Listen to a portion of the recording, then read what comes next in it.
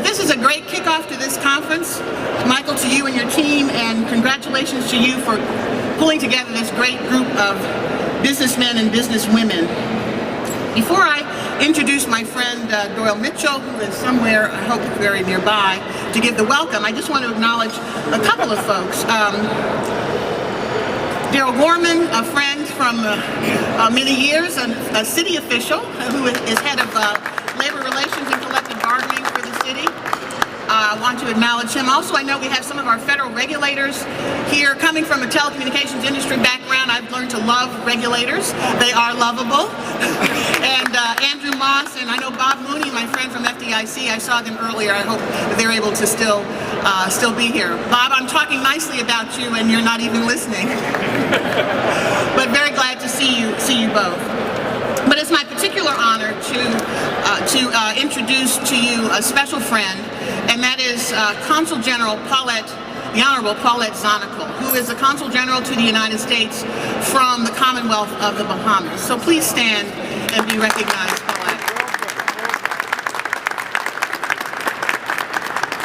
Paulette is the first Bahamian to serve in the role of Consul General to the U.S. She's a phenomenal woman. I am honored to count her as a friend, and Paulette and I have a vision. We want to figure out how we do some business. My personal view is we ought to be doing a lot more business across the diaspora, and so Paulette and I want to help kick that off, and we think that the NBA, the Consul General's office, could be great partners in coming up with a trade mission of sorts. We'll figure out how to design it, but we want to figure out how businesses in this country, particularly minority-owned businesses, can do more business in the Bahamas. So again, Paulette, we're so happy that you're here, and thank you for spending this time with us. So now I have the honor of introducing my dear friend, a great businessman here in Washington and around the country, the chair of this august body, Doyle Mitchell, third-generation banker, celebrating 80 years of doing the right thing and serving this region with elegance and with excellence. And so Doyle is going to give the welcome.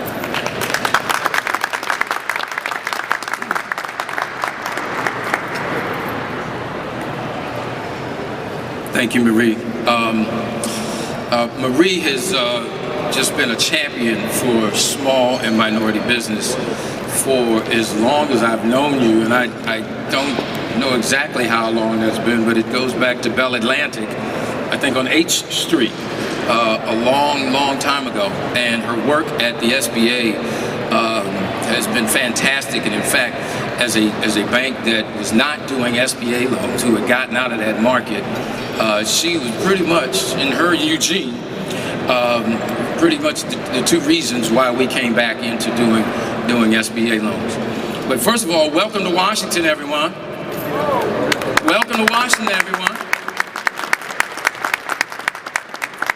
We are, as you know, we're standing in the midst of the Marriott Marquis, which is the Convention Center Hotel, which took the city a little while to get built. But I am proud to say we are actually holding our first conference. This is our 87th annual conference, but it probably is not the first one. But this is a African-American owned, minority-owned hotel. Told last night it's the largest in the city with 1,075 rooms, and as you can see, it's absolutely gorgeous, and I'm certainly proud of Norm Jenkins and his team as to what they've done here. So after you leave here, you can go out and spend a lot of money in Washington, D.C. I'm sure it will make the city council and the mayor very, very happy. You all know that this is my last convention as chair, and I've made a special request of our new incoming chair. Where's Preston Pinkett? Preston Pinkett is way there in the back. He's standing in the back on purpose, but we have changed the agenda, Preston. We're actually going to do the swearing in of you right now, not tomorrow. No, I'm just kidding. It has been a pleasure. It has been a pleasure and an honor serving a group of people that I've been around for so long. Many of the individuals like Alden McDonald, have been mentors of mine, you know, over 25 years of being around this organization. It's an organization that my grandfather and father participated in, you know, going back to the 40s. And so it's been a pleasure and an honor to actually be chair of this organization. During these economic times, I don't know if the timing was right for me to be chair, but you know, there was no better time and there was no worse time than to try to lead this organization. So we had a great day. I just also want to acknowledge another regulator that's in our midst. Comptroller Tom Curry is here as well. He came and he spoke earlier today. I want to thank all my friends that have chosen to come from Washington, D.C. to be here today, and have a good time. And I'll turn it back over to Marie. Thank you, Doyle. So as we continue acknowledgements this evening, I would be remiss if we didn't ask the NBA Board of Directors to wave their hands so that we can recognize you and thank you for your hard work all year long. I always recognize the employees of Industrial Bank that are here. Now, I see they turned when they were walking away. See, I guess he's not going to give us any love. But those are the employees of Industrial Bank. And if you need a loan, our Chief Lending Officer is Doug Dillon with his hand up in the back. So, thank you. Our first awardee, and that is Congresswoman Marcia Fudge. She is a hero for so many of us. I'm proud that she's a fellow Midwesterner by birth. I have been in Washington for 30 plus years, but I am a product born and raised in Indianapolis, Indiana. And so the Congresswoman proudly hails from the 11th Congressional District of Ohio. She is a learned woman. She is an attorney. She is a former national president of the Delta Sigma Theta Sorority Incorporated.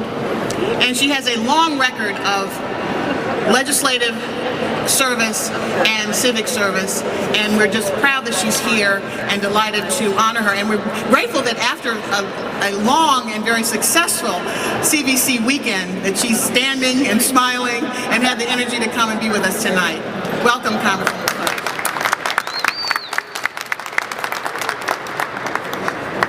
Thank you so much. It's a pleasure to be here because I think it's so important that you know how important I think you are. So first off, Marie, thank you for the introduction, and I want to thank all of you for just being who you are and doing what you do. Without you, I don't know how many African American businesses would be in business today. The National Bankers Association has been very fortunate for the last 4 years to work with a major corporation that sees things the way we see them.